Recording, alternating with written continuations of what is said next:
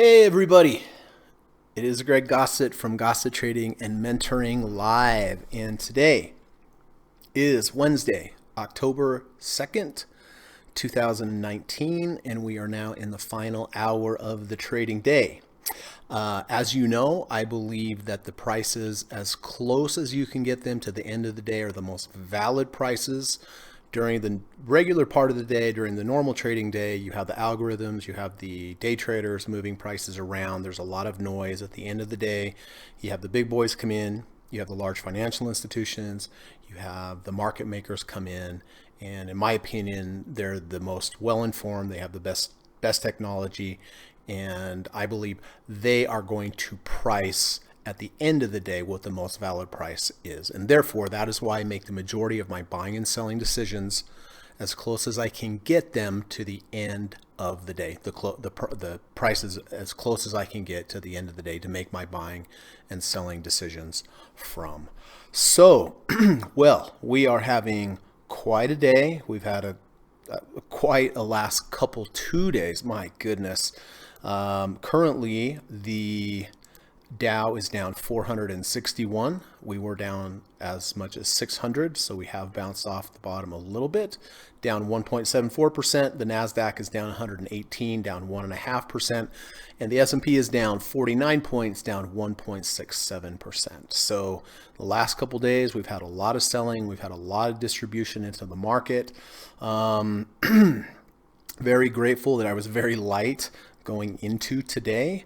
And so obviously a red day, but pretty small considering. So, always look on the bright side, look for things to be grateful for. But, these kind of big moves down do offer us some good potential opportunities, and that's why it's always a good idea to be patient and, don't get in a trade unless you have a signal. So let me see how we're doing here. So, okay, Bing He, hey, how you doing, sir? Good to see you. That is our friends from Singapore. Glad you could make it. Thanks for waking up early and making the podcast. So if you have any questions today, Bing He, you please let me know. John, how you doing? John says it sounds good. Okay, good to hear that. Always good to see you, John. Stephen Burns, hey buddy, what's going on? That's our friend Stephen Burns. Steve says, hey Greg, it looks like the bears are in control and the buyers are not showing up yet. Yep, that's exactly what it looks like. But we're getting into that area. We're kind of getting into some oversold, deep dip buying areas. So, like I just said a second ago, possibly some good opportunities here. But we'll have to take a look at the end of the day. But thank you, Steve. Really appreciate you coming by here today, and it's always an honor to have you. Thank you so much. Hey, Frederick, it's our friend Frederick from France. Frederick says, "Hey, Greg, how you doing? Here to hear your analysis on this downturn." Great live. Oh, thank you, sir. Appreciate that. Hope everything's going well in France. And yeah, we're going to be analyzing today for sure. Jesse, good to see you, my friend. Jesse said, great lesson last night, Greg. Fantastic. Anybody looking for quality instruction need no further. I learned more in 2 hours than on my own in 3 months. Excellent teacher here, folks. Thanks, Gigi. Well, thank you for the kind words, Jesse. You are a great student, and I think you are catching on quickly. But thank you very much for the kind words, and we'll have our next lesson tomorrow. So I'm looking forward to that. Steve says, the last hour often tells the truth about how strong a trend truly is. Smart money, in quotes, shows their hands in the last hour, continuing to mark positions in their favor. Oh, this is from Linda Raschke. So Linda Raschke is probably one of the most famous female traders out there, as well as just a regular trader. She's a market wizard. So I'm going to read that again, everybody. The last hour often tells the truth about how strong a trend truly is. Smart money shows their hand in the last hour, continuing to mark positions in their favor. Yeah, and that's why I like to trade end of day. I learned this from Stephen Burns, and I'm eternally grateful because I believe it really is the best way to trade. And like he says, the smart money shows their hands in the last hour, and I want to hook my wagon to the smart money as far as what the price is and as far as making my decisions. So really great post, Steve. Thank you so much for posting that. Steve's always great at just summing things up up. I ramble on and on and on. And Steve just succinctly distills it down to a sentence or two. I wish I could do more of that. But anyway, all right. Well, so the plan for today, everybody, is first of all, we are going to go ahead and we're going to run the U.S. legal disclaimer. We're going to get that out of the way. We're going to come back. We're going to take a look at my current positions. We're going to talk about when I bought them, why I bought them, and how I'm going to manage them moving forward. After that, we're going to do a few minutes on trader psychology. I like to talk about trader psychology each day. I think it's the most important skill you're ever going to learn as a trader, the most needed skill that most traders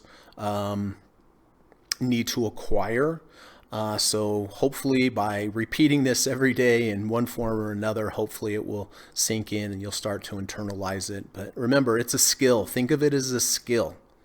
Think of it as a skill you have to master. That means not taking positions when you don't want to. That means taking positions when you don't want to, right? Adhering to your stops, position size, all the stuff I talk about. So we're going to talk about that today. After that, we're going to go through all the stocks in my watch list. We're going to go through one by one. We're going to look at the technical levels.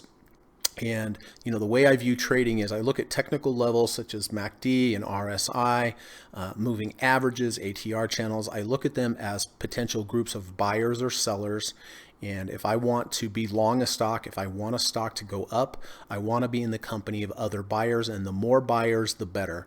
And so, you know, if I have 2 or 3 or 4 indicators lining up all together as potential new groups of buyers, then that's where you want to be, with as many groups of buyers as possible, right? So we're going to look for combinations of indicators lining up today. And at the end of the day, if we find something that's good, I will go ahead and take that trade near the very close of the market.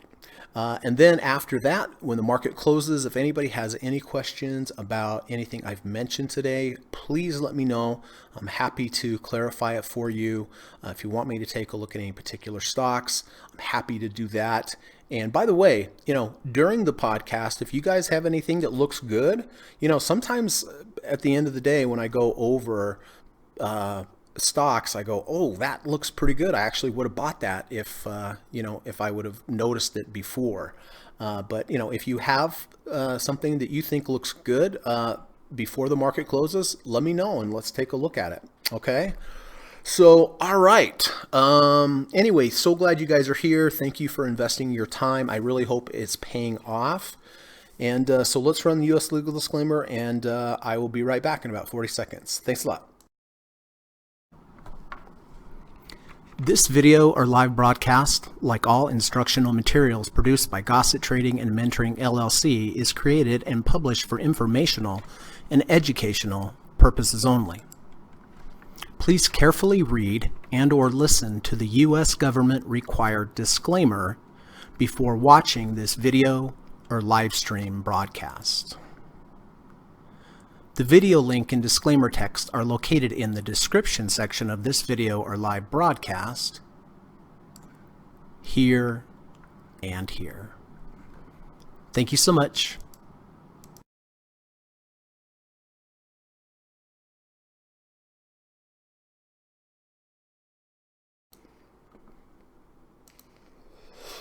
Alrighty, here we go. Here we go. So, DDM. I did buy DDM back here on the 26th of August. I bought it because the previous day we closed under the 200-day moving average. The day that I bought it, it closed over. And that is the mechanical approach to trading DDM, staying out under the 200-day moving average, being in, staying in as long as it's over the 200-day moving average. If you trade this completely mechanically, you would just hold on to this as long, no matter what it did, until it closed back below the 200. Hopefully it would be up here at a higher amount. I trade this a little differently. I take the trades mechanically. I do stay in as long as it is above the 200, but as it moves up, I phase out. And let me show you this chart here. So okay, so here it is on a different chart. I did buy here. Luckily, and this is the reason I like to phase, everybody, luckily I have phased all the way out. Right up in about this area, I only have about 10% of my position left. So Am I happy these two huge bars on the way down? No, obviously, I wish it would have gone up more and I would have phased out that last 10% up here, but the bulk of this I phased out here, all the way to here, all the way to here, and I only have 10% of the position left. So yeah, this hurts, but you know, it was 10% of the position size left. So if it were to close below the 200 a day, that would be my exit. And if you had traded this completely mechanically, you would have gotten in here and looks like you would have gotten out here. I mean, maybe it was a break-even trade, maybe it was a little bit of a profit, but because I phase out, this was a real profitable trade, right? So that's one of the reasons that I like to phase out when the market goes my way, because these kind of things can happen. So again, the plan to the downside, if it closes under the 200, I will just get out. If we have a bounce here and we move back up, I will phase out. I only need maybe 1 day, 2 days, I'll be completely out of position. But I'm very happy with this trade, even though this happened at the end. But by the way, if it does close below the 200 and then the next day it closed back above, okay, then I just initiate a brand new position.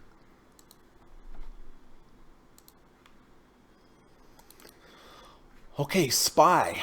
So in case we have some new viewers, I just need to go over this quickly and let you know why I got into SPY. I do buy the SPY every day at the end of the day, regardless of technicals.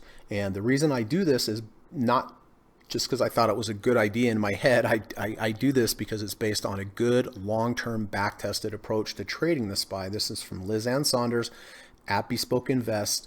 With this approach, you have two options. The first option, you could buy the SPY, SPY, at the open each day, sell it at the close each day. If you did this every day since 1993, buy at the open, sell at the close, buy at the open, sell at the close, you'd have actually returned a negative 13.9%. However, if you do the opposite, which is what I do, I buy the SPY at the close each day and I sell it first thing the next morning at the open. So buy at the close, sell at the open, buy at the close, sell at the open, every day since 1993. If you would have used this approach, you would have actually returned 634.2%. So you have two options. You can have one option that since 1993, you actually lost negative 13.9%, or the other option, which is what I do, which is buy at the close, sell at the open.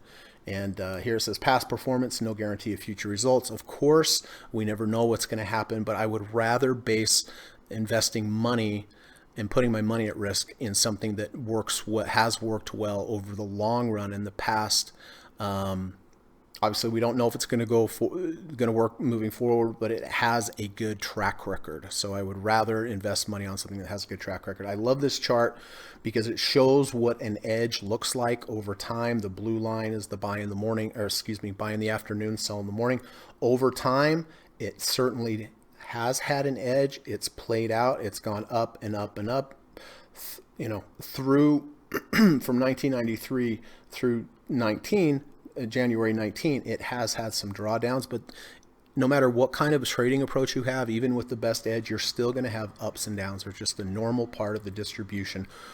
But if you have an edge, you will have this with an upward drift. So, you know, it's always important to position size, everyone. You know, I'm really grateful today, going in today being very, very light, obviously, right? If I'd have been loaded up today, this would have been a really bad day, but I was light, and these days can happen. So it's always important to position size correctly so that if you do have bad days, maybe it stings a little bit, but it's not going to really hurt. So, all right. So with that said, I did buy the SPY yesterday at 293.35 and sold this morning at 291.49. So yeah, it was kind of a thump, right? But over, you know, I've been using this since February 26th, and it has done really well. But that's what happens, you know. I mean, we had, geez, I don't know, we had last 7, 8, 9, 10 days, the majority of them were winners, including yesterday on this big down day. But you know, it happens, right? I mean, it might happen for a week in a row. I mean, last May, I think I lost 80% of my overnight trades. But in big picture, it's still been very, very profitable. So glad that I got out here at 291.49, obviously, and most likely we'll be buying this lower than we sold it today. So I will be buying the SPY again at the end of the day. All right, SSO. I did buy SSO back here on the 6th of September. I bought it when we had a moving average crossover momentum move, kind of a long-term trade with the 10 EMA crosses over the 50. The prices where I bought it were a little higher than I would like. I like them when they're in the value zone or lower. So I only did take a half position here. It initially did move up, took some profit targets up here. Then it kind of moved sidewards, has kind of been moving downward. This is yesterday's bar. Yesterday was a big down bar. Let me show you what this looks like on the real-time chart. And today, another big down day. So the 10 crossing underneath the 50, that is going to be my exit signal on this. I have about 45% of this trade left. I did phase out up here. So, I mean, I'm grateful for that, obviously, right? I'm grateful that I got out some at a profit, so it makes this loss easier to deal with. And again, I bought a half position, so you know I'm glad that I did this. So the 10 EMA is still above the 50 EMA, so I'm still going to hold this until we get across under. Oops.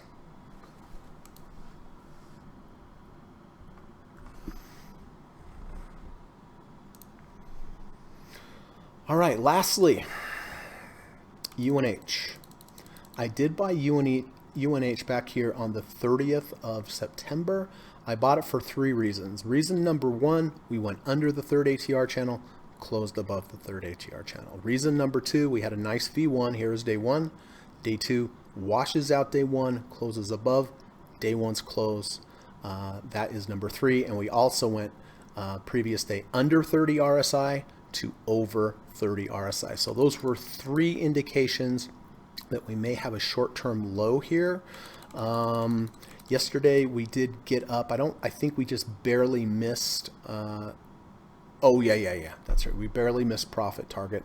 Today, fortunately, because earlier UNH was up, I did take off about 15% of my shares here right at the very top, which I'm glad.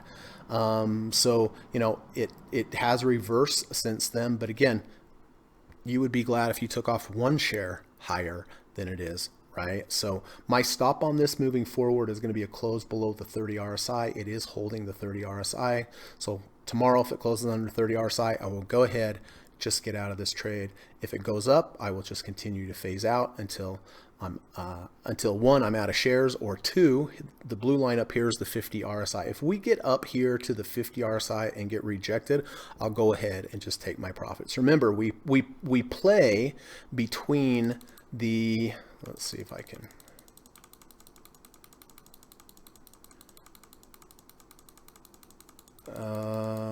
okay. You know, we play between the 30 RSI. There's sometimes a lot of support at the 30 RSI. If you go from the 30 RSI up to the 50 RSI, you're going to find some resistance generally. If you can break above the 50, then your next resistance is going to be the 70. So there's this interplay. If you're long from the 30, you're probably going to target the 50. If you reject the 50, probably get out. If you close above the 50 and it goes up to the 70, that's your next line of resistance. And if it rejects there, get out. If you reject the 70, you're probably going to come back and have some support at the 50. So it bounces off the 50. That's good. If you lose the 50, you might go to the 30 and it all goes over again. So that is why I'm targeting initially the 50 RSI here. If we get here, close above, I will keep it until it either next day loses the 50 or it rejects another possible resistance level above. So anyway, glad it's off the lows. Glad I did take some profits here at the very top today. So that is about it. Let me check and see. Max, hey bud. Max says NVTA. Let's take a look.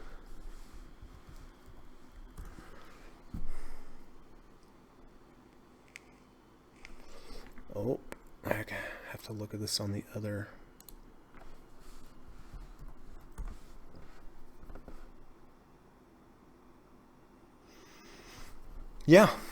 Yeah, I mean, good analysis. I mean, looks like I can't measure RSI on this chart, but it looks very likely that we went under 30 today and back over. We also triggered a V1. Here is day 1. Here's day 2. Day 2 goes under, washes out day one, and right now it looks like it's going to close above day one's close. So very good analysis. On top of that, I might add, we have a double bottom with the bullish divergence. Here's a low, very deep MACD bars, meaning there was a lot of momentum to the downside. We rallied. We've come back. We now have a lower low, but you can see the readings of the momentum on this second leg down was less than here. That is what's called a double bottom with a bullish divergence. The movement here was less than it was on the first. And then on top of that, you have a washout of yesterday's low, and looks like right now will close above yesterday's close. And in addition to that, it does look like it went under 30 back over. So very great analysis. This would be a decent entry, and my stop on this would be a close below 30. So hope that helps, Max. Hey, Anthony, what's going on? Anthony says, hey, all, Greg, I made it. I'm glad you did. Thanks, Anthony. Always good seeing you. And how about that with no commissions over at TD Ameritrade? Unbelievable. Like the whole industry seemed to have changed overnight. Frank says, hi, Greg. Free commission trades will draw more scratch traders.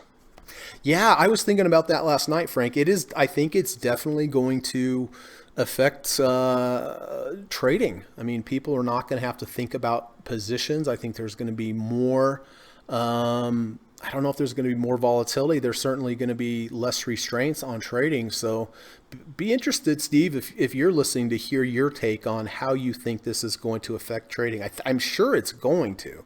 I'm just not sure how. Kurt says, can you believe TD Ameritrade is zero commissions after tomorrow? I know, Kurt. I was thinking about you too. I have two clients right now. They both use TD Ameritrade. So looks like you guys can stay put.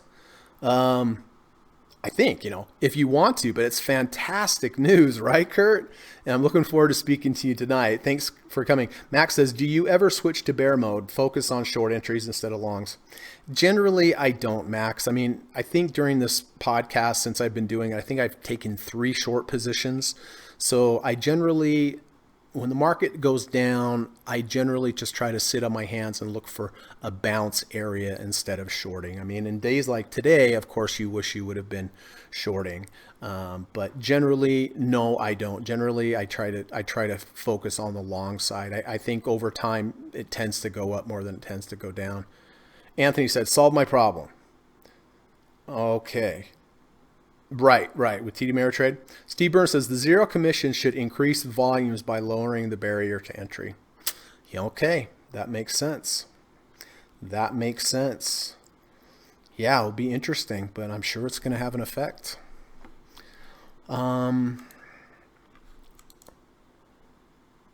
Hey, Marco, how you doing, buddy? Good to see you, my friend. Thank you so much for coming by. Always pleasure to see you. If you have any questions, let me know. So listen, this is the time of the podcast where I like to do a little bit on trader psychology. I like to look through Twitter. There's some great Twitter channels out there that put out great information each day, trading words of wisdom, if you will. And I like to follow those channels. When I see something I like, I want to share it with you. So this is from our friend Stephen Goldstein at AlphaMind 101. And Steven has such a great Twitter channel. He puts out such good information. He has a great website, podcast called AlphaMind. As a matter of fact, about an hour ago, I just got off the call with he and his partner, Mark, and I was interviewed for that podcast. So I think it went really well. It was great speaking to them. It was great to be on. It was an honor to have on. Said hello to you guys during the podcast. So I think it's coming out in a couple weeks. So when it comes out, I will definitely share it if you guys are interested in listening, kind of a little bit more about my background, how I got into trading, all that kind of stuff. And but thank you, Steve. Thank you, Mark, for having me on. It is, I really appreciate it. And everyone, please go to their Twitter channel at AlphaMind101 on Twitter. Subscribe and read his post. He's a professional trading coach. He's really good, so it's not a waste of your time, I promise. And check out AlphaMind, the AlphaMind podcast. But Steven says trading is a never-ending series of highs, extreme highs, lows, extreme lows, and occasionally a journey to the pit of despair. sometimes on the same day or even in the same hour. Dealing with that takes a form of emotional resilience that takes years to cultivate. And, if you guys have been trading for a while, you know what Steven is saying is true. I've had the highest highs, the lowest lows, the pit of despair. I've been there, and I don't like it, to be honest with you. And so I think the takeaway on this, everybody, is back to position size. I know I talk about position size all the time, but guys, it's going to keep you from having these highs and the lows and the despair and all of this, what Steven's talking about. And, people make mistakes when they're in despair or their emotions are too high or too low. If they're really high spirited, they feel bulletproof. They'll take too large of positions. If they're really on the despair side, they're probably going to take too large of positions to try to get their money back. And I just want to keep you guys out of those extremes, right? I want you to stay in the middle. I want you to be stable, keep, your emotional stability there. And honestly, the way to do this, I talked about this on his podcast, but the quick fix for this, guys, turn the volume down on your position size, right? Just conservative position size. Every trade's one of 1,000 trades. Take the long view on trading, and then you can stay out of all of this drama. And because one, the drama is not good, and two, it's going to put you in some kind of psychological state where you're probably going to make a really bad decision that can really have a negative impact on you and a trading decision. So thank you, Stephen Goldstein, Alpha Mind, and thanks again for you and Mark for having me on the podcast today. Okay.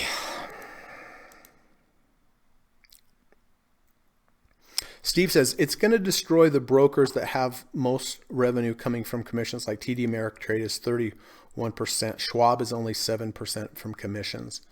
Oh, I see. So 31% of their revenue comes from commissions, where Schwab's only 7%. Interesting. We should look at the Schwab chart today. Hey, JT, how you doing? Good to see you. JT says, am still moving my TD money to Schwab. Was asking them for a discount last month and they ignored me. Aha. All right. Well, now you got the ultimate discount. 0. I think that's on options too. So yeah, I like Schwab, JT. I was with Schwab for a long time, really good customer service as well. So the reason I moved away from Schwab was because of the commissions. But anyway, I think this is good for all of us. Max says, for the first time, I tried to sell premium last night. The position is 10x red now. Thankfully, I did it on paper. Oh, thank God. Thank God, Max. I'm glad to hear that. Yeah, you have to be really careful when you sell premium. I'm very careful. Take a very small position size, and I price pretty far away from where the current price is, right? I'm looking at selling premiums, just another profit center, and not a huge one, right? Just a little bit more consistent. So thankfully you did it on paper. Glad to hear that. Okay. Well, should we get to it?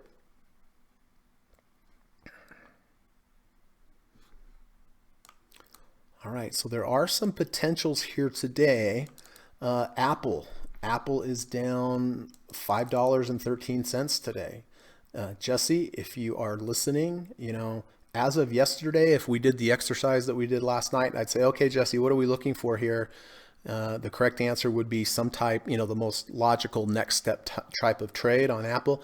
It would be a return to value with the V1, V2 entry. Well, we are now in value, right? Does that mean we buy it today? No, it doesn't. What it means is we need to wait. Now that it is back in value, that's step one. Step two is now we need to see it move sideways. We need to see it stop going down, show that there's some support, and then look for a V1 or V2, a move down, an immediate reversal back up. So nothing today on Apple. Do want to point out we are holding the 50 RSI. We talked a little bit about that last night. We are holding this previous range here, but still to buy it here would just be an anticipatory trade. So I need to see it move sideways, show that it's going to stop going down, then have an attempt down, reversal back up. That would be my entry. So this would be a return to value trade. Adobe, Did lose the 200-day moving average today. Did it get to a 30 RSI? It got to a 35 RSI. So I don't think it's quite low enough for me. For me to get interested in Adobe, I to the upside, I'd have to have it close back above the 200-day moving average possibly, or go lower, maybe touch the 30, bounce off, ideally go under the 30, bounce back off. If it did that tomorrow and then close back above the 30, also close back above the 250, that might be interesting, but not quite there. I mean, it's definitely in the area, it's definitely in the zone, but it's, for my filters and how I view trading, it's not quite there. I would need one more day down to the downside or a close back above the 200 if it moves up. Silver. Let's take a look at silver over here on the other chart. We have had a bounce today, pretty big bounce, 3.5. But again, with silver, I was looking for a move underneath the 30 back over, or conversely, we have a 5 EMA cross over the 20 EMA. So on silver right now, I need one of two things to happen. It either needs to go lower for me to get interested, or it needs to go higher. But where it's at right now is just kind of in purgatory. It's not at the right level, either to the upside or the downside. Advanced Micro Devices. We talked about this moving sideways. We talked about eventually it's going to break one way or the other. We just didn't know which way. Well, it did break, and downside was the way. I'm looking down in this area here where you have a confluence of the third ATR channel and you have the 200-day moving average with the low RSI. So right here would be the area for me that I would be happy with taking a position on AMD, but it's not there yet. So I'm going to sit on my hands. I'm not going to do anything until it gets into an area where I feel there's an edge, and it's not there yet. Amazon. All right, this is a tough one. We are under the 200-day moving average. We did bounce off about the 32 RSI. So it did get quite low. We did find some buyers there. We did go under the third ATR channel. Right now, we are above the third ATR channel. We also washed out this previous low, tested it, came back up. So this is a form of a false breakout to the downside. Close back up. We're to 34.64. I'm going to mark this one. And we'll review it at the end of the day and see. But it's a potential. I would have liked if it would have got lower. I would have liked if it would have bounced off the 30 and maybe back up.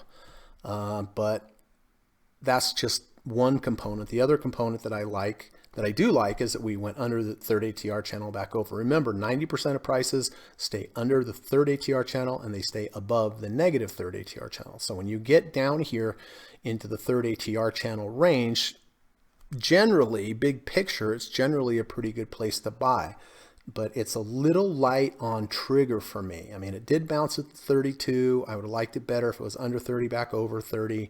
I do like that it went under, closed back above the third ATR channel, and I do like that it broke out to a new downward range and then closed back up this previous low here. So I'll look at that at the end of the day. Boeing, if you would ask me this 3-4 days ago, I would have said I'm looking for a return to value trade. Well, we zip through the value. Now it would become some kind of dip buying trade. The very least here, I'd like to see it go under the 200, back over the 200. So nothing on Boeing today.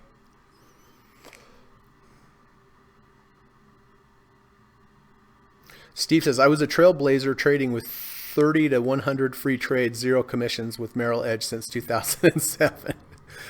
Oh man, I know. When you told me that, Steve, I was like, man, that's pretty sweet. You got commissions.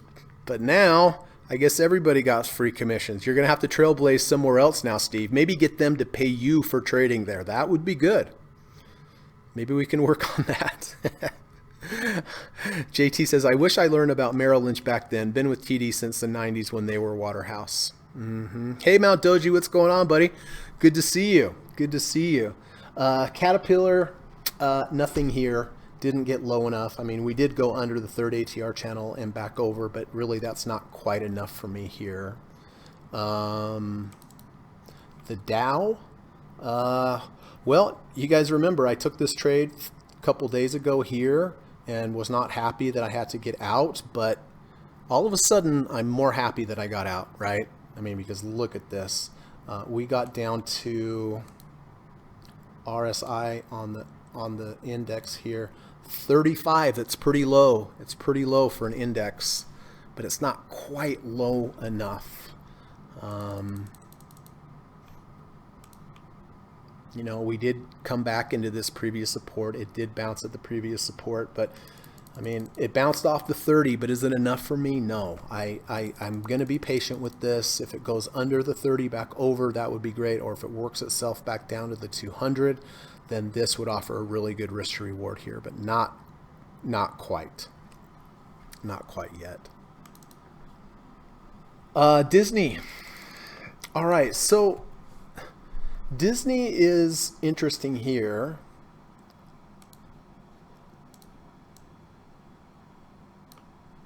It's got a little bit of conflicting signals. Right now it's at a 33 RSI.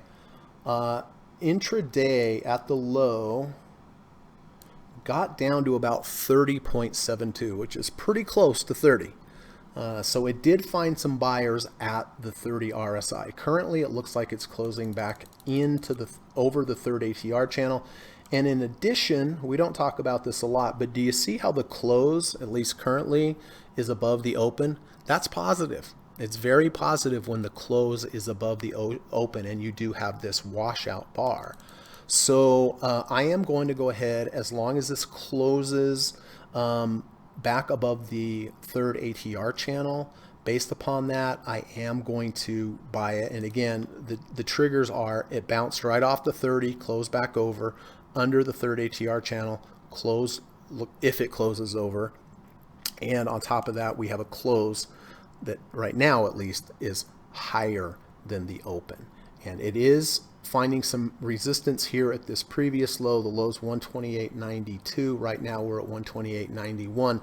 I would like it even better if it could close above 128.92, showing that it's a false breakout to the downside of this previous range. So I'm definitely going to mark Disney. It would be a full position because we're still over the 200.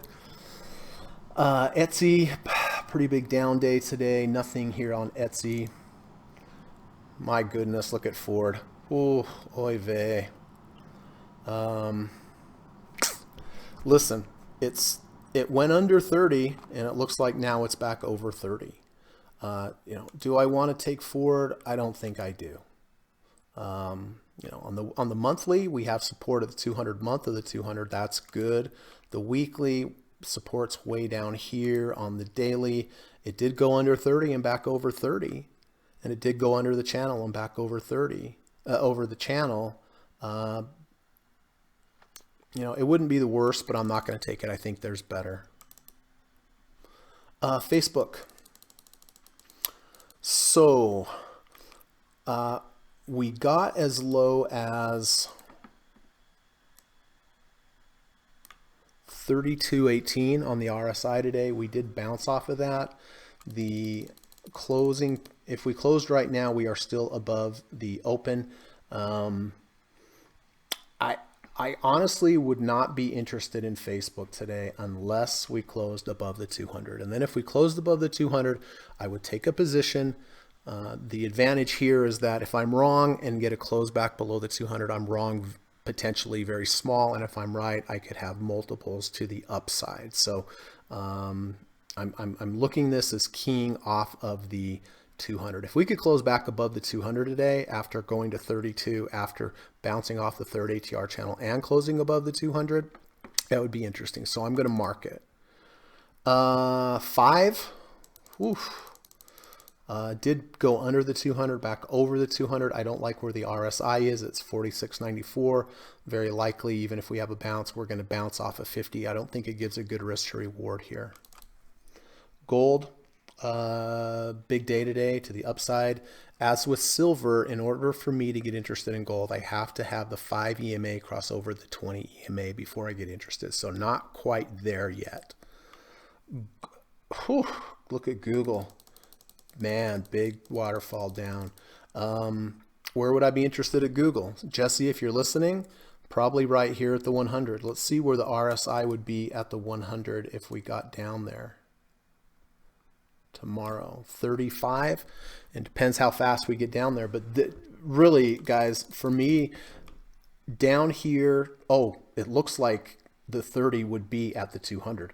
Right here would be the sweet spot. Closer to the 200, the better. Because if you're wrong small with just a close under the 200. If you're right, you have, a lot of upside potential. So, this is a good example of being patient, identifying a good area, identifying a good risk to reward, identifying that there's some support here with the 30 RSI and also some support with the 200.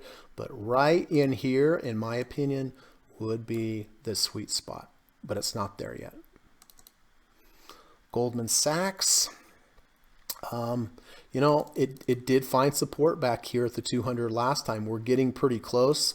Is it enough for me yet? Not yet. I want to see this go under 30.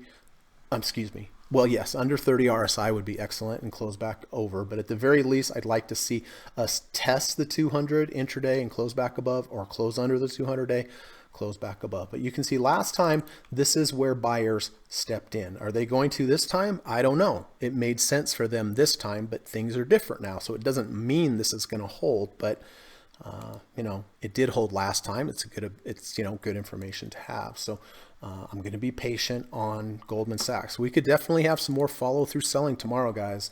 Going to be a lot of headlines, a lot of news tonight. People are going to get scared, maybe call their broker in the morning. IBB. So we did bounce off of, we were way under the 30. If we close above the 30, would I consider this today? I would consider it if it closes above the 30 and closes above the 30 ATR channel. It's way below the 200, so I would for sure only take a half position. We are about 3 ATRs away from the 10-day moving average, so it is pulling pretty tight. Very likely we could get another snapback here, but as far as my rules go, as far as my filters go, I'm not going to touch this unless it at least closes back above the 30. And even if it does, I would only buy a half position. How am I doing on time? Dang it. Intel. Okay, so look, this is a good example. We did reject the 200-day moving average. We did reject the 50-day moving average. We did test this prior low, and currently it looks like we are closing above here. Does that mean I'm going to buy? Probably not. From an anticipatory risk to reward ratio, does it give you decent risk to reward? Probably, although maybe not even that great, because we're at a 45.93. A 50 would be right about here. So it might be 1-to-1, a little better than 1-to-1, but I'm very concerned about these two huge waterfall bars on volume. So I'm going to just pass.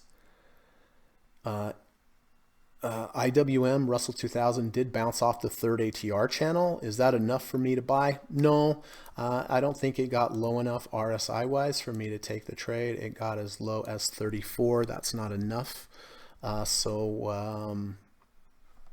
For me to get interested in IWM, I have to have it go under the 30 RSI, then close back above. Johnson & Johnson. Wow, gapped up, went way high. And big reversal bar, so not interested in J&J. Coca-Cola, my goodness. Again, here's an example of moving sideways, consolidating, price discovery, deciding which way to go. I think I mentioned this is going to go one way or the other. I just don't know if it's going to be up or down. I don't know when it's going to happen, but I think this shows us right here. So anything on Coke? No. It's at a 40 RSI, so it's not low enough.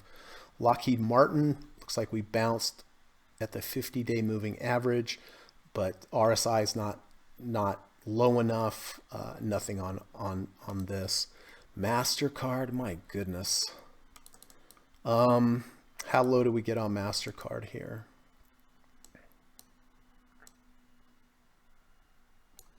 About a 36. It's good, but not enough. I don't want to buy this unless we get to a 30. There's a lot of other traders thinking the exact same thing. So they go on strike, buyer strike, And when you have a lack of buyers, it goes down. So back down in here, I remember we bought this trade right here. We went under 30, back over, bounced it. We bought this. This was a great trade we have. So I'd like to see it come back down, right down about here. Be patient, but I think that's the sweet spot. Doesn't mean it's going to work, but it does mean that it gives you a really good risk to reward. Altria down over 2% today. It did have a nice little rally, but now it has given it back up. We are working on a double bottom with the bullish divergence. See the bottoms here? See how deep we are? We made a rally. Now if we come back down and we go equal to or lower than these bottoms, I can just tell the MACD won't probably not even be red. So I will be looking for Altria down in this area for sure, based upon that double bottom with the bullish divergence. Merck, oof, big down day. So, you know, maybe down here, 200-day moving average. Microsoft did bounce at the 100-day moving average. How low did we get? I don't think we got in the low 30s. Yeah, we only got to 40. So nothing on Microsoft. Netflix down $1.80 today. Was kind of working on a higher low V1 earlier, but not there, so nothing there. Nike. Talked about shorting Nike, if you guys remember yesterday on this bar. We went over the 70, under the 70. We had a V1 to the downside. We went over the 30 HER channel under. Would have worked out, but it has rallied. It has rallied, so nothing on Nike. Philip Morris, pretty strong, but too high. We're up here near the 30 HER channel. PayPal, pretty weak. We lost the 200. It looks like we've lost the 250. So, you know, of course, where would I be interested? I'd be interested right about here at the third ATR channel, and we would also be a 30, looks like we'd be kind of 30 RSI area. So, you know, let's be patient here. We don't know this is over. I know it gets tempting to buy these deep dips, but doesn't mean it's over. So you know, have to set your parameters, set your filters, and regardless of what happens, be okay with it. But yes, right down in here, about $97 is where I think would be a good risk to reward ratio on Philip Morris. Excuse me, PayPal. The Qs, we did bounce off the third ATR channel, which is positive. We did find some support over here at the previous, this previous low. Is there anything, is it enough for me to get excited about? No, it's not. I mean, you know, 30 RSI, if that happened tomorrow, would be, look at that. Right here at the 200-day, you'd have a confluence. Jesse, if you're listening, you'd have a confluence of about a 30 RSI. At the same time, you have a 200-day. That would be the sweet spot, everybody. And you can bet that if we get down here, go under 30, back over 30, under the 200, back over, you can bet I will be taking a position here today, tomorrow, or if and when that happens. But right now, it's still in no man's land. The SPY, we had that overnight. We did have an overnight loss. We bought at 293.35. We sold at 291.49, but right now it's at 287.89. So I will be buying this again today. And as far as taking a normal position in this, we're to 35 RSI. If we could get down here in the low 30s or under 30 and back over, that's where I would be looking to take a regular position, not an overnight position, but a regular position on SPY.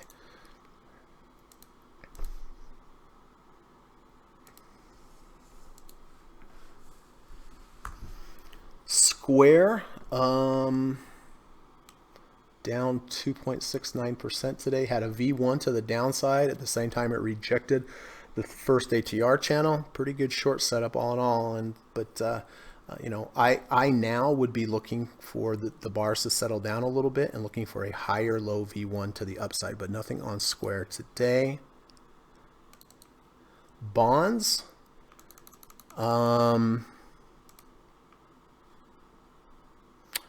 who was it? I think it was Frank. Frank's in bonds and gold for the month of October. Nice job, Frank. Good analysis. You're in the right thing. It's up today. So would I buy it here? Probably not. We did take out this fractal.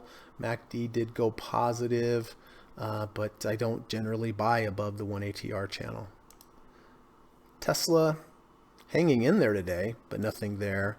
Twitter looks like, here you have a confluence of the third ATR channel and the 100. So whenever you see a confluence there, but it didn't quite get low enough for me, to be honest with you. It got 34 RSI. I know it gets tempting down here, but then, if you can take a 34, can you take a 35? Can you take a 36? So somewhere in the 30 to 32 range are kind of my parameters. But if tomorrow we have one more day down and then back up, that's where I would be looking to buy Twitter. But I think I'm going to pass on it today. UNH, that's a stock we had. We bought it a couple days ago, under 30, back over 30, under the third HR channel, over 30, and the V1 did hit one profit target today, and it is only down 0.31%. So happy with that. I'll keep that as long as it stays over the 30 RSI. Oil got beat up today. We're at a 36.91 RSI. We're getting close to the third ATR channel. One more down day. Under 30 back over 30, or under the third ATR channel back over 30, I would be interested in oil, but I'm going to give it one more day. VIX, big day up. You guys know that yesterday Steve pointed out about the 1030 EMA cross. Whenever those cross, it can lead to expanded volatility. Well, it crossed yesterday, and then look what happened today. So he was dead right on that. And right now we are in an expanding volatility market. Whenever the 10 EMA is over the 30, that means the market is very, very volatile. The best thing that could happen is that the VIX price could come down, the 10 would go underneath the 30, and that would be a low volatility environment, and that would be good for the market. So, that's not a good sign whenever the 10 is over the 30. So let's be careful and keep that in mind. Verizon,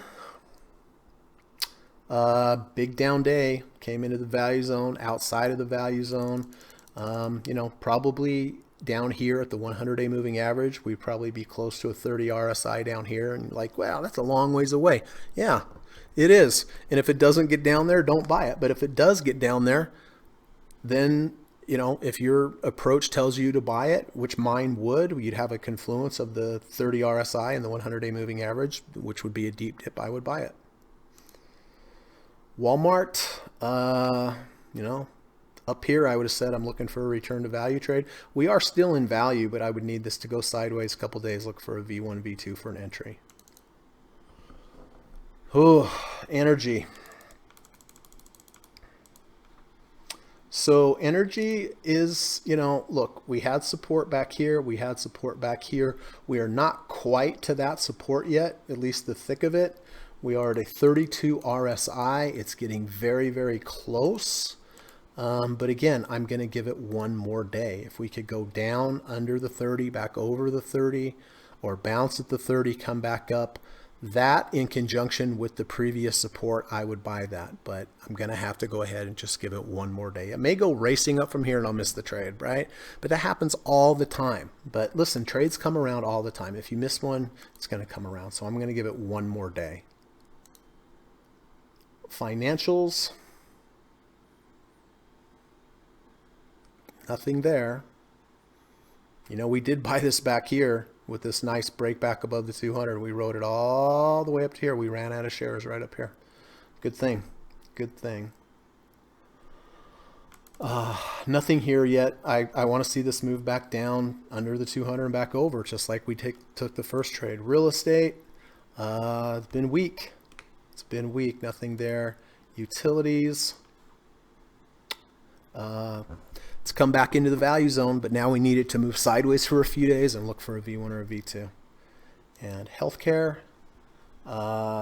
nothing on healthcare. How we doing? We have 5 minutes. Let's take a look real quick at CGC for Mount Doji. Okay, so CGC, Mount Doji, looks like it did go under 30, back over 30.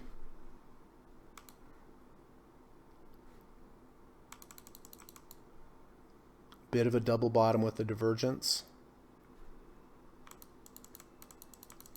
Tell you one thing though, I mean, when the market sells off like this and you can buy companies like Amazon or Facebook at really cheap prices, I would rather buy those at cheap prices than I would something like a Canopy Growth. You know, so I'm not going to take a shot at this, but it does look like it went under 30 back over 30. I like it better if it closed above the third ATR channel.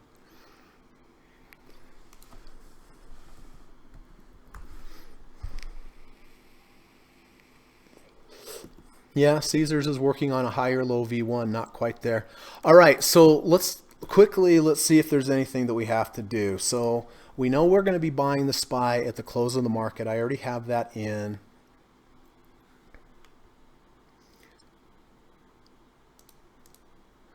We're down almost 500 points again. So nothing I really have to do. I'm going to keep UNH. I'm going to keep SSO. DDM, let's check real quick on DDM, see if it's closing under. I'd like to get out of this DDM trade. I've been in it so long. I'm tired of talking about it every day. I've had it like month and a half or something. It did bounce off the 200, so my stop is a close under the 200, so we don't have to do anything there. So I don't think we have to do anything. DDM's fine. SPY we're going to buy at the end of the day. SSO is fine, and UNH is holding. So new positions, possible new positions for today. Let's go through these real quick. Amazon. Is Amazon enough today? That is the question. It didn't. How low did we get? We got to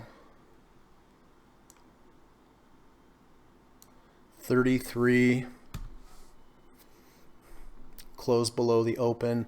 You know, tomorrow we have the service reports job, you know, based upon service, how that's doing. Friday we have the jobs report. You know, there could be a lot more drama here.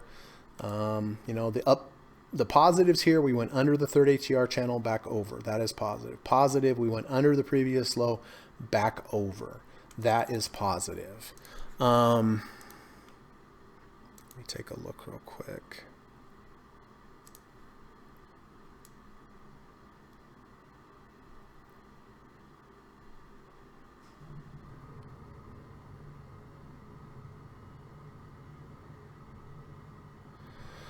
Okay.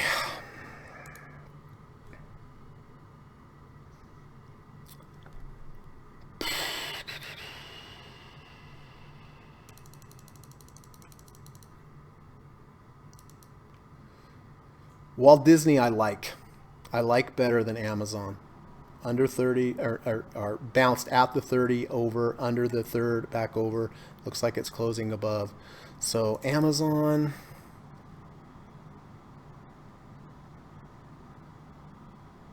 I wish it had more support. IBB doesn't look like it's going to close over the 30. XLE hasn't quite got quite underneath the 30. So okay, I'm definitely going to buy Walt Disney today. I'm going to buy a full position at the close because it's still over the 200 day. How are we doing on Apple? 564. Amazon.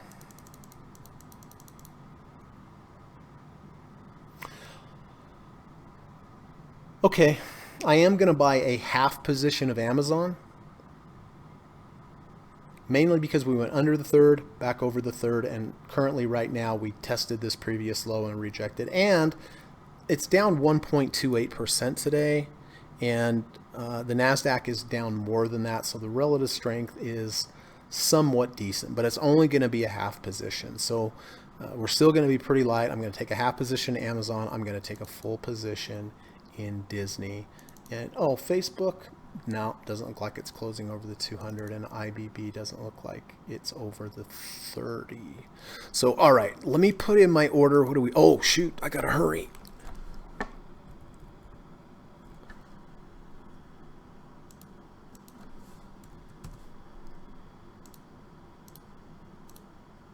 Order partially filled. Order filled. Order filled. Order cancelled. All right. I just barely got it. I just barely got it. All right. So I did buy, SPY at Order cancelled. 288.06. I bought Amazon at 1714.71, and I bought Disney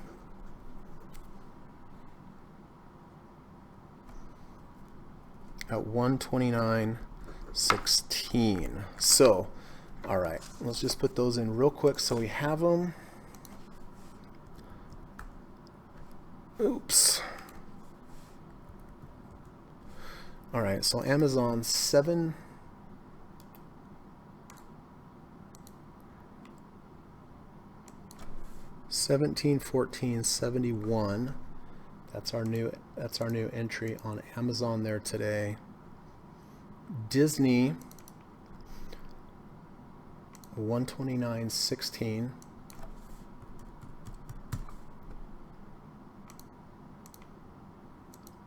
And our new SPY trade,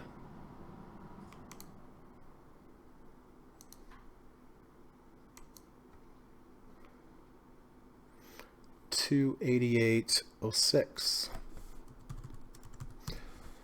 All right, so listen, let's do questions and answers. And if you can give me 20 seconds, I got to move the dog around. I will be right back. I apologize.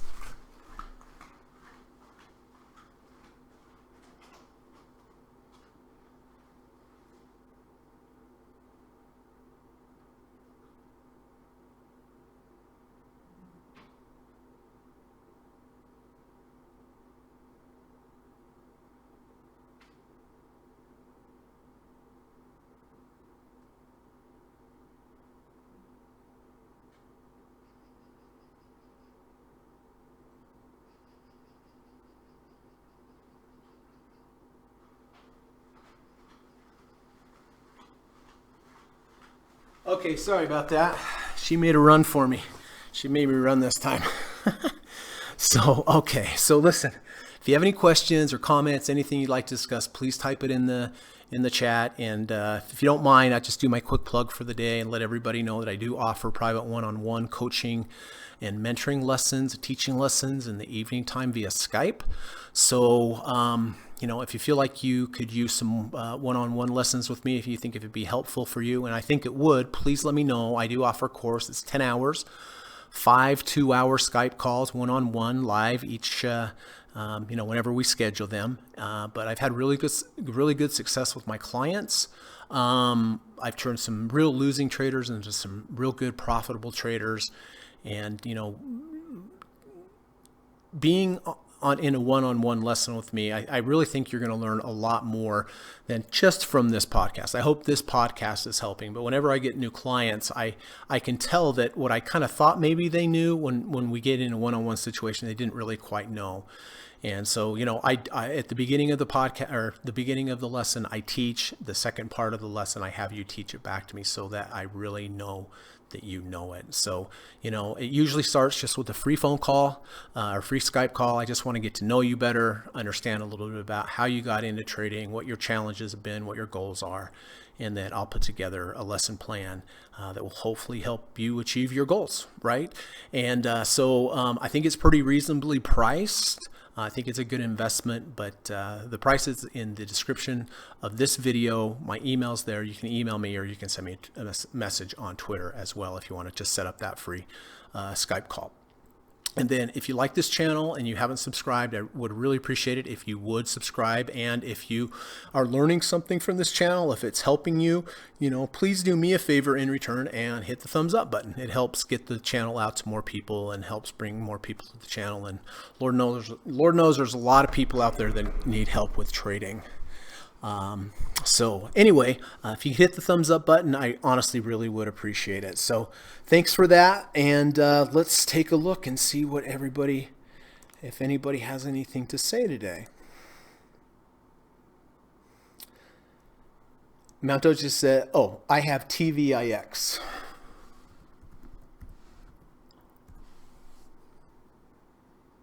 You do, Mount Doji. Nice going. Only a 12.93% return. Very, very good. What is that? Triple VIX? Good for you, buddy. I'm proud of you. Very nice. Anthony says you were looking at Disney. Yes, so I did take Disney today.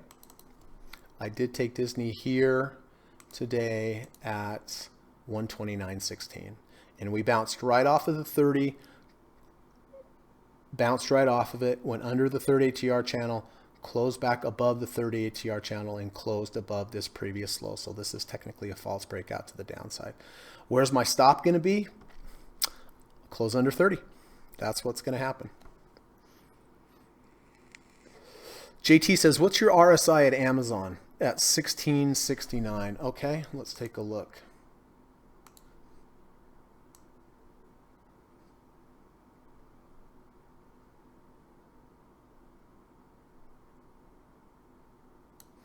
There's 1666.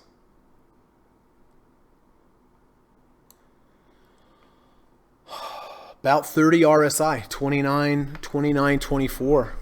JT, that would be a sweet spot to buy it for sure. So I did take a half today on Amazon under the third ATR channel, back over, and it did have a false breakout to the downside. So we'll see. We'll see how this one works out.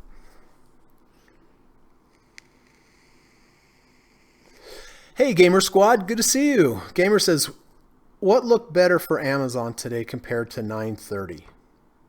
What looked better for Amazon today compared to 9:30?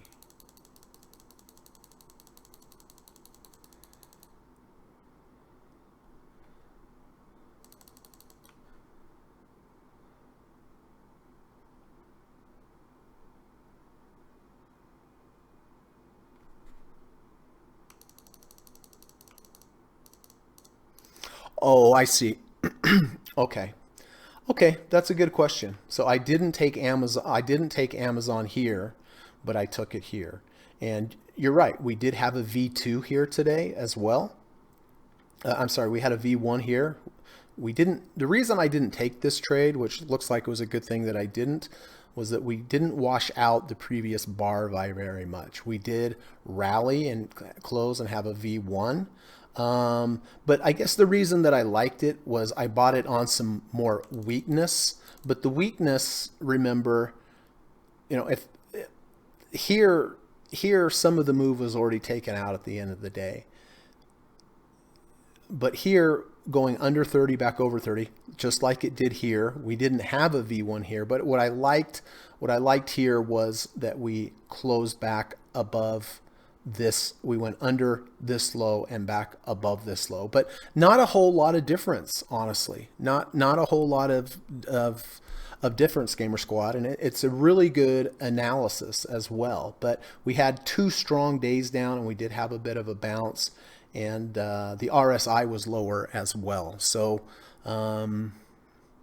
but it's a good point. Not a huge difference, and the relative strength was, you know, it went down less than the rest of the market. But really good point. I can definitely tell you're watching. So we'll see what happens. Murat, good to see you, bud. I'm glad you made it. Thanks for coming. Better late than never. Would like to hear your thoughts on LYV.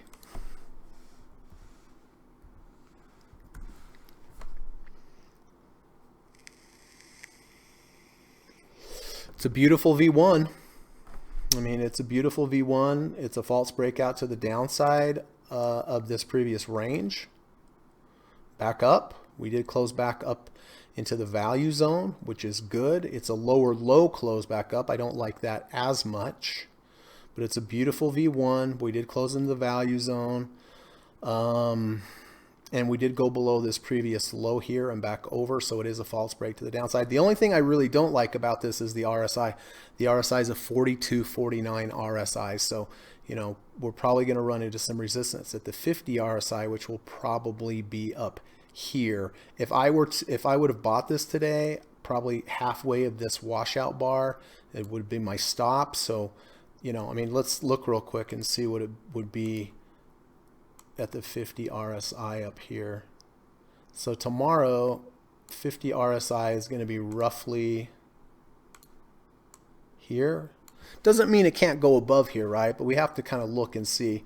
So my stop would be from here to here, my reward from here to here. So it's a little better than 1-to-1. I just don't. It's definitely not a. It's not. It's definitely not a 2-to-1 risk to reward. So those are my thoughts. You're certainly welcome, Frederick. I hope it helped, and you're welcome, JT. Merritt says I sold my oil this morning with 1.3% profit. Oh, good. It went down a lot since, but I did spot gold trade, which crushed me. I shorted it and it moved against me, even though I had a very tight stop. It hurts. Yeah, sorry, buddy, man. That's the thing about trading. I mean, doesn't matter how much you've traded, how good of a trader you are going to run into these things, and they're not fun. But the only thing you can do is look out in the future, realize that these things are going to happen, and position size correctly. So when they do happen, not if, but when they do happen, it won't hurt as much. Murat says it feels nice when the damage is small, especially when you forget your own rules. Yeah, well, kind of what I was just saying, right, about position size. If your position size is small, then your damage is going to be small. Mount Doji says, did TQQQ go below and above the 30? Let's take a look.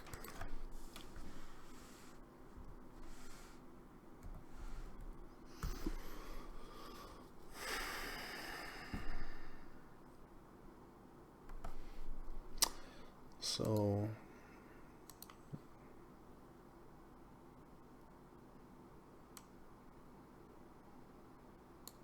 no, got the 35.96 Mount Doji. It did not get under 30, but it did get under the 200.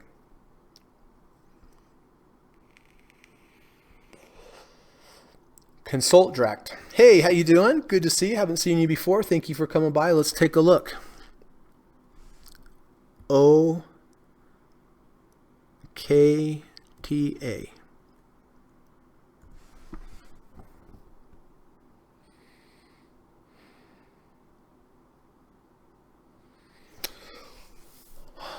Well, we did close back over the 200 yesterday. We came from a lower low, but this would have been a legitimate entry, especially with the MACD. We just had a positive MACD crossover. So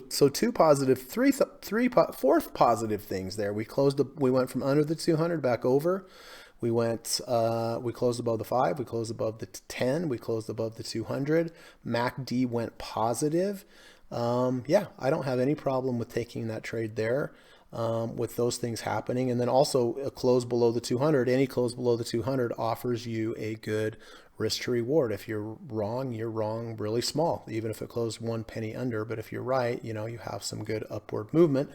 38.58 RSI. So, you have 12 points to the upside. So probably up to here is from here somewhere to here is your potential theoretical initial reward, and your loss is just even a slight close below the 200. But I do like the close above the 200. I do like we moved back into the value zone over the -1 ATR. I like that we closed above the 5 and the 10, and I especially like that MACD went positive. Hope that helps. Consult Drac. Bing He said I sold half position. Oh, Sting. Okay.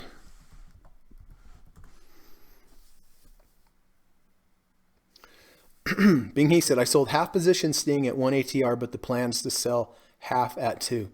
Okay, I have no problem with that. I know you didn't want to give that back, and normally I would have had you take some profit off at the 1 ATR normally, but because of that commission issue, why we switched that around. But yeah, I don't have any problem with you taking half there and then taking your second half at the 2nd ATR. Good.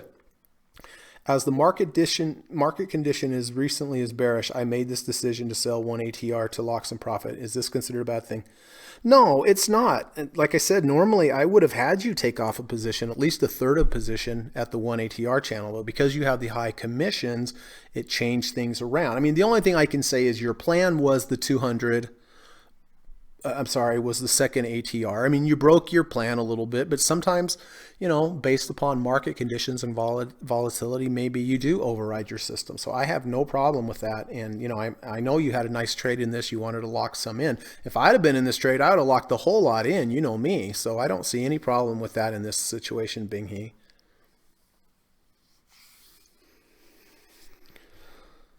Okay.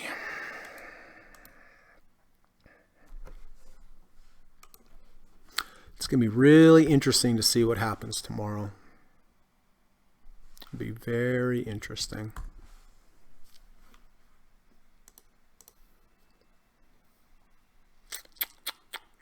Let's take a look real quick. So the Dow's dropped 800 points in 2 days. How about that, everybody?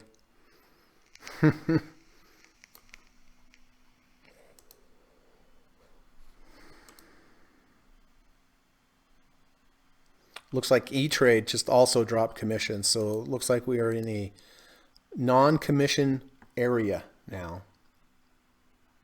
Still pretty light. Did add the Amazon today, the half position, and then did add the Disney. So, and then we added the SPY. So I did add 3 positions, 2 full, 1 half.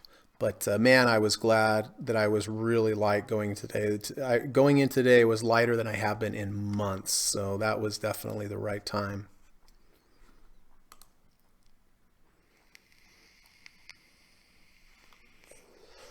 Yeah, so some good questions today, everybody. And it'd be interesting to see what happens with this no commission world. Back when commissions were very expensive, you'd see these big long trends because people didn't want to get out because of the commissions. And then as commission prices got lower, there was more volatility, more ups and downs because people were able to take profits quicker. Just like we were talking about with Bing He, right? With the more expensive commissions, he was willing to hold it longer. But now that commissions are free everywhere, we're probably going to have more volatility, I imagine. I imagine we're going to have newer traders coming in because of this, inexperienced traders. So, there might be some wilder runs, right?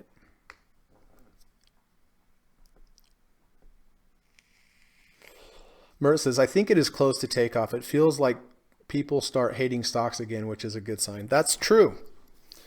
When people get generally bearish, that's generally bullish for the market. When people get over bullish, that's bearish for the market. And people are starting to get bearish. So in a strange roundabout way, that is bullish.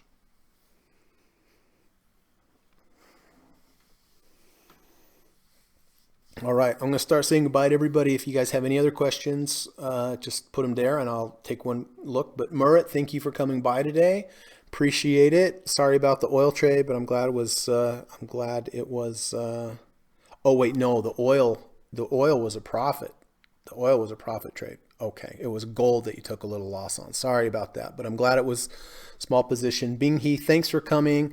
Nice job taking that off at the 1 ATR, especially under the market conditions. Consult Drac, thank you for coming here. I hope you come again, and hope I answered your question. And Mount Doji, good seeing you, my friend. Hope you're doing well. Hope your trading's going well. Nice trade on the TQQQ. No. On the blah, blah, blah. What was it?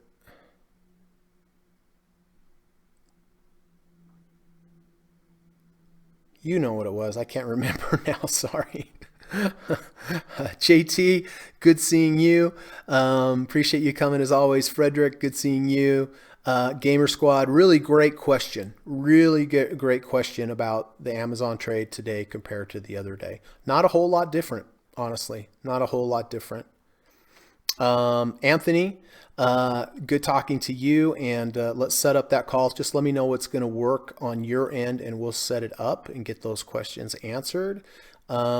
Steve Burns, as always, really great to have you here. It's always an honor. Thank you for everything you do.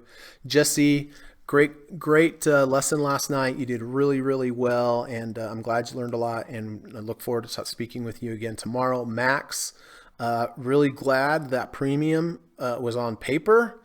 Whew. Yeah. Yesterday was not the day to sell premium, was it? And I think, oh, we have Marco. Marco, if you ever have any questions, man, you just let me know, all right? I'm here for you. Kirk, looking forward to speaking with you tonight, getting our first lesson under our belt. And I think, and Frank, good seeing you, and great job on your gold and your bond positions. Looks like that was the right move for sure. And I think, and John, good seeing you as always. And if John, if you ever have any questions, you please let me know as well. Okay. Mert says, take care, Greg. I think my dog has learned that the last hour of the market is good time to go out. She is jumping up and down. I know. Same with mine. My dog just knows the time. I heard dogs can know time. Actually, I heard dogs can smell the time. Isn't that interesting? They can smell what time of the day it is. They can tell what time of the day it is just by the smell in the air. Frank says, the market did most of the talking today. Yes, it did. It spoke pretty loud, didn't it? So we'll see. We'll see if we get some kind of bounce or if it continues to go down. But let's be careful out there. Let's position size correctly. Let's not have too many correlated positions or too many positions, right? So let's follow our plan. But position size, again, guys, I talked about it on the podcast, on the Alpha Mind podcast today. It is so important. I think it's the number one important thing. Even if you're the worst trader in the world, if you take small positions, you're not going to get hurt too bad. So, all right, guys, I'm out of here. Go do something nice for somebody today. It'll be good for them. It'll be good for you, and the world needs more of it. So, try to make a goal of just trying to do something nice, even no matter how small, for somebody each day. All right. So, all right. Well, listen, should be another interesting day tomorrow. So we'll see what happens, but I appreciate everybody coming by, spending your time. And if you have any questions that you didn't answer or ask today, feel free. You can send them to me on Twitter or on through my email. All right. And I'll do my best to answer them. So, all right. Take care, everybody. Have a great rest of your day. And Kirk, we'll talk to you in a few hours. Bye-bye. U.S. government required disclaimer. Stock, options, futures, and forex trading is not appropriate for everyone. While there is a potential for large rewards, there is also a substantial risk of loss associated with trading. The material in this video or live broadcast is not geared towards any particular individual or to any particular financial situation and is not intended to meet the particular investment objectives of any viewer. This video or live broadcast, like all instructional materials produced by Gossett Trading and Mentoring LLC, is created and published for informational and educational purposes only. Any and all information contained in, implied, or referenced by this video or live broadcast is not to be construed as investment advice, and no representation is made that any individual or entity involved in production of this video or live broadcast is an investment or financial advisor or is registered or authorized to give any financial advice. We are publishers and educators only. Therefore, the various producers of this video or live broadcast will not accept liability for any loss or damage of any kind which may arise either directly or indirectly out of the use of any of this material, including any loss of profit. No representation is made that any account or investment will or is likely to achieve the profit or losses demonstrated. We recommend consultation with a licensed and qualified professional before making any investment decision. This video or live broadcast is not to be construed as an offer to buy or sell any security, financial instrument, or financial product of any kind. Notice is hereby given that any individual or entity involved in production of this video or live broadcast or their clients may have an interest in any security, financial instrument, or financial product mentioned or referenced. Any simulated or hypothetical performance result depicted does not represent actual trading and therefore may under or overcompensate for the impact of various market factors such as lack of liquidity. Thank you.